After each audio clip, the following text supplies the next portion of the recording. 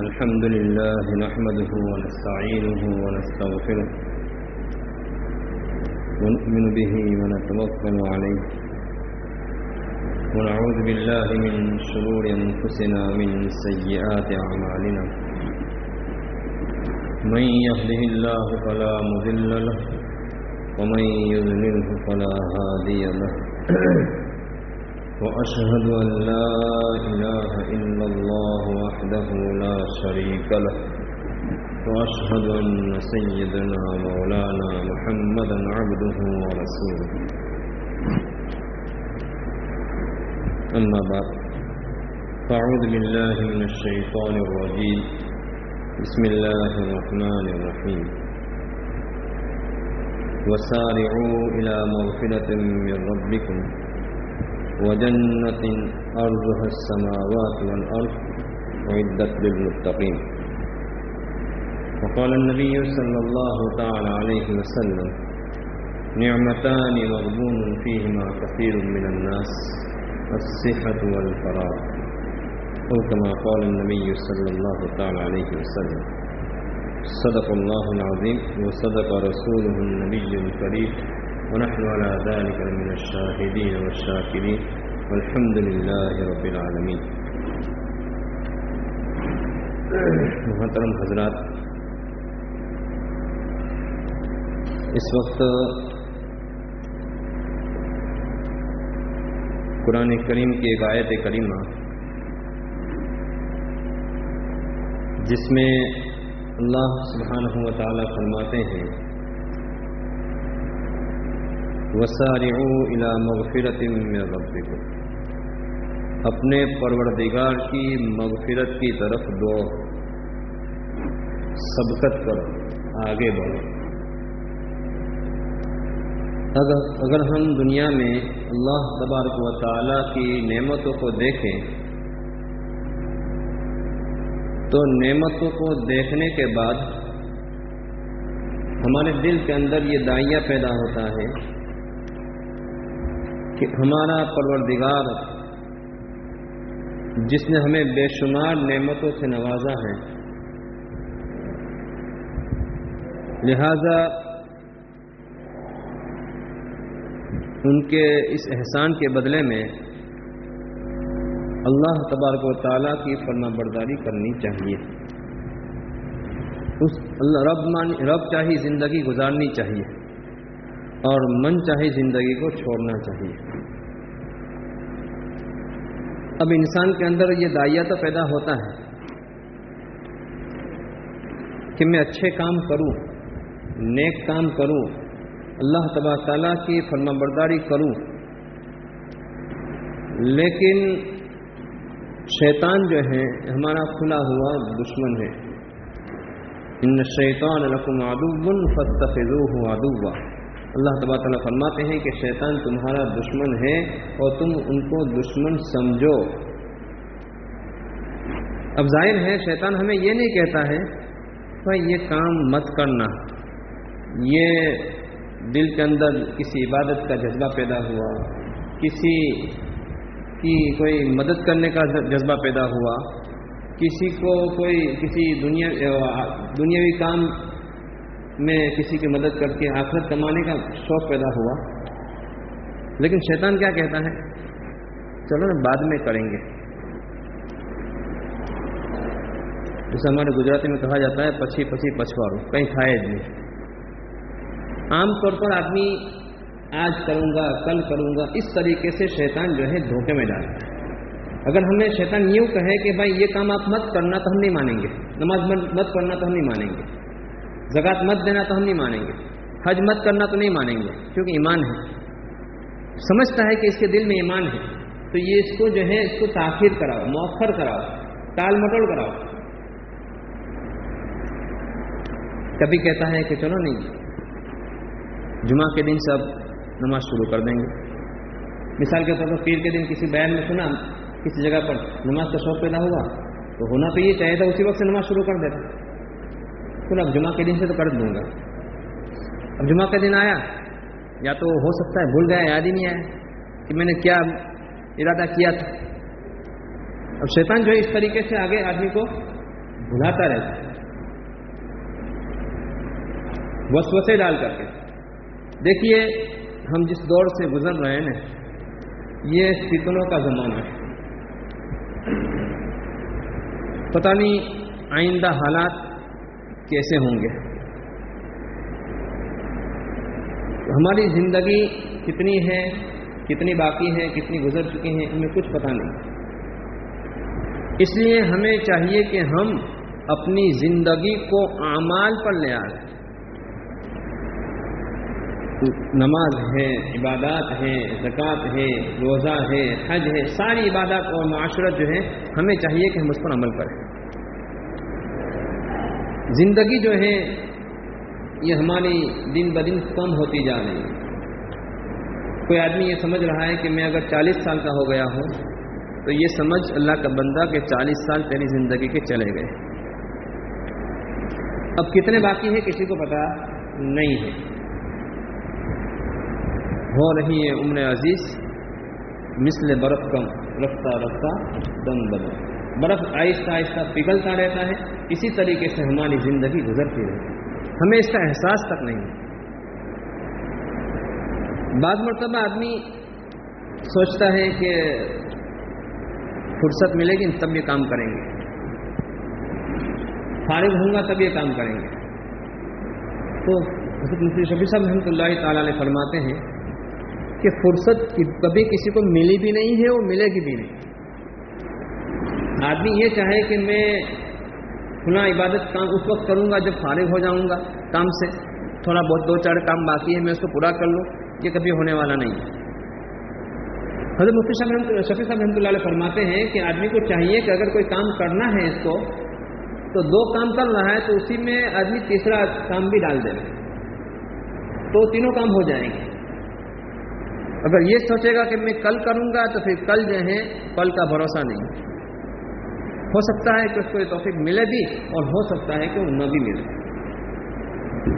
ہمارے اکابر فرماتے ہیں کہ ہمارے دلوں کے اندر بعض مرتبہ نیکی کرنے کا جذبہ پیدا ہوتا ہے، شوق پیدا ہوتا ہے. یہ شوق جو آیا آپ کے دل کے اندر، جو جذبہ آیا، یہ اللہ تبارک تعالیٰ کا ایک مہمان ہے. ہمارا اکابر اس کو فرماتے ہیں یہ اللہ کا ایک مہمان ہے. اب ظاہر ہے ہمارے گھر پر کوئی مہمان آیا ہو اور ہم اس کو کچھ توجہ ہی نہ دیں، اس کو گھر میں بٹھاوے ہی نہیں، اس سے بات ہی نہ کرے تو آئندہ وہ کبھی نہیں آئے گا. اس لیے ہمارے اکابر بزرگان فرماتے ہیں کہ جب آدمی کے دل کے اندر یہ جذبہ ہو کہ یہ کام مجھے کرنا ہے تو پھر اس کو فوراً شروع کر دے. مثال کے طور پر مجھے نماز کی پابندی کرنی ہے، تو آج ابھی تو جمعہ میں ہے الحمدللہ اللہ کے فضل سے، اثر سے ہی میں گویا کہ اس کی پابندی کروں گا، کل سے کروں گا نہیں. ایک سمجھانے کے لیے مثال دینا اس کو، تو آج ہی سے پکا ارادہ کر لے، عزم مصمم کر لے تو اللہ تبارک تعالیٰ اس کی توفیق عطا فرماتے ہیں.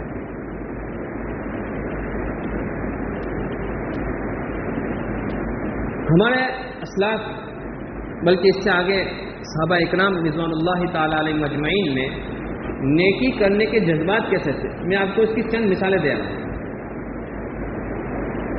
سبقت کرنا، مسابقہ کرنا، مقابلہ کرنا، آگے بڑھنا. قرآن کریم کی ایک آیت ہے من ذا الذی یقرض اللہ قرضا حسنا فیضاعفہ لہ اضعافا کثیرا. اس آیت کریمہ میں مجھے صرف اس پر ایک واقعہ بیان کرنا ہے، پوری آیت کو بھی سمجھانا نہیں ہے. اللہ تبارک تعالیٰ نے یہ کہا کہ من ذا الذی یقرض اللہ قرضا حسنا، کون ہے جو اللہ تبارک تعالیٰ کو بہترین اچھے سے اچھا قرض دے. اب ظاہر ہے کہ اللہ کو قرض کی ضرورت نہیں ہے. جب یہ آیت کریمہ نازل ہوئی تو صحابی رسول حضرت ابو الدہداء رضی اللہ تعالیٰ عنہ فوراً اللہ کے نبی صلی اللہ علیہ وسلم کی خدمت میں حاضر ہوئے. یہ داعیہ تھا کہ سب سے پہلے اس آیت پر میں عمل کروں. یہ اصل مجھے بتانا ہے کہ بھائی میں اس پر آگے بڑھ جاؤں، میں سبقت لے جاؤں. تو حضرت ابو الدہداء رضی اللہ تعالیٰ عنہ اللہ کے نبی صلی اللہ تعالیٰ علیہ وسلم کی خدمت میں حاضر ہوئے اور فرمایا کہ اللہ کے نبی صلی اللہ علیہ وسلم اللہ تبارک تعالیٰ نے آیت نازل فرمائی ہے تو ہم سے قرض مانگ رہا ہے. قرض کا مطلب یہ ہوا کہ ہم سے لے کر کے اللہ تبارک تعالیٰ ہمیں جنت میں اس کے بدلے میں عطا فرمائیں گے. کہا کہ میرے باغ ہیں، اس میں سے میں سب سے بہترین باغ جو ہے نا اللہ کے حوالے کرتا ہوں، اللہ کے راستے میں وقف کرتا ہوں۔ مفسرین نے لکھا ہے کہ اس باغ کے اندر 600 کھجور کے درخت ہیں۔ فوراً اللہ کے نبی صلی اللہ علیہ وسلم خدمت میں حاضر ہوئے، فیصلہ کر لیا کہ میں نے اللہ کے نام پر دے دیا، آپ اس کو قبول کر لیں۔ گھر اور باغ کو بھی دے دیا اور پورے گھر کو بھی دے دیا، گھر سب کچھ تھا وہ سب کچھ دے دیا، صرف پہنے ہوئے کپڑے لے کر کے باہر آ گئے۔ اپنی بیوی سے کہا کہ یہ باغ جو ہے میں نے اللہ سبحانہ تعالیٰ کو دے دیا ہے۔ بیوی نے بخوشی اس کو قبول کر لیا اور فوراً باہر آ گئے۔ مقصد یہ تھا کہ اس آیت کریمہ پر سب سے پہلے میں عمل کروں، میں آگے بڑھوں۔ دنیا کے معاملے میں آگے بڑھنا یہ اچھی چیز نہیں ہے۔ وفی ذالک فلیتنافس المتنافسون، آگے بڑھنے والے جو کام ہے اس میں انسانوں کو آگے بڑھنا چاہیے۔ یہ عبادات ہیں، آخرت کے کام ہیں، اس میں آدمی کو آگے بڑھنے کی فکر کرنی چاہیے۔ ایک دوسری مثال میں آپ کو دوں، قرآن کریم میں سورہ مجادلہ 28ویں پارے میں یا ایھا الذین آمنوا اذا ناجیتم الرسول فقدموا بین یدی نجواکم صدقہ۔ اس آیت کا خلاصہ یہ ہے کہ صحابہ اکرام سے ایمان والوں سے فرمایا گیا ہے کہ جب آپ تم اللہ کے نبی صلی اللہ علیہ وسلم کی خدمت میں حاضر ہو تو کچھ صدقہ دے کر جایا کرو، کسی غریب کو صدقہ دے کر کے جانا۔ یہ آیت کریمہ حضرت علی رضی اللہ تعالیٰ نے سنی اور فوراً ایک دینار صدقہ کیا اور اللہ کے نبی صلی اللہ علیہ وسلم کے پاس گئے، جو پوچھنا تھا پوچھ لیا اور باہر آئے۔ یہ آیت کریمہ کا حکم ختم ہو گیا، منسوخ ہو گیا۔ اب یہ آیت کریمہ کا جو حکم تھا یہ اللہ تبارک تعالیٰ نے ختم فرما دیا۔ اب صدقہ دینا صحابہ کرام کے لیے ضروری رہا نہیں۔ یہ قرآن کریم کی ایسی آیت ہے جس پر صرف اور صرف حضرت علی رضی اللہ تعالیٰ عنہ نے عمل کیا ہے۔ جذبہ تھا کہ میں اس میں آگے بڑھ جاؤں، یہ اس آیت پر عمل کرنے والا سب سے پہلا میں بن جاؤں۔ ایک تیسری مثال میں آپ کو دوں، غزوہ تبوک کے موقع پر بہت ہی سخت حالات تھے، گرمی کا زمانہ، اور وہاں جو حضرات حج و عمرہ میں گئے ہیں وہ جانتے ہیں کہ وہاں کی گرمی کیسی ہوتی ہے۔ جلتا توا اگر کہہ دو تو شاید میری یہ بات غلط نہیں ہوگی، اتنی خطرناک گرمی ہوتی ہے۔ اور کھجور کا موسم، کھجور کے پکنے کا موسم، اس موقع پر اللہ تبارک اللہ کے نبی صلی اللہ علیہ وسلم نے اعلان فرمایا کہ سب کو چلنا ہے۔ واقعہ لمبا ہے، مجھے صرف اس میں ایک دو باتوں کی طرف اشارہ کرنا ہے۔ اس غزوے میں اللہ کے نبی صلی اللہ تعالی علیہ وسلم نے صحابہ اکرام سے غزوہ کے لیے اس مال کی اپیل کی۔ سفر لمبا ہے اور گرمی کا زمانہ ہے، سواری بھی چاہیے، تو ہر ایک نے اپنے اپنے اعتبار سے گھر پہ گئے اور مال لے کر کے آئے۔ ذرا سنیے گا اس کو۔ حضرت عمر رضی اللہ تعالیٰ عنہ اپنے گھر گئے اور اپنے مال کے 2 حصے کیے، اور اس میں سے ایک حصہ جو ہے اللہ کے نبی صلی اللہ علیہ وسلم کی خدمت میں لا کر کے پیش کر دیا۔ اندر سے جذبہ تھا حضرت عمر، یہ اصل میں بتانا چاہتا ہوں کہ میں آج جو ہے صدیق اکبر سے آگے بڑھ جاؤں گا، آج میں صدیق اکبر سے آگے بڑھ جاؤں گا، یہ جذبہ اندر تھا۔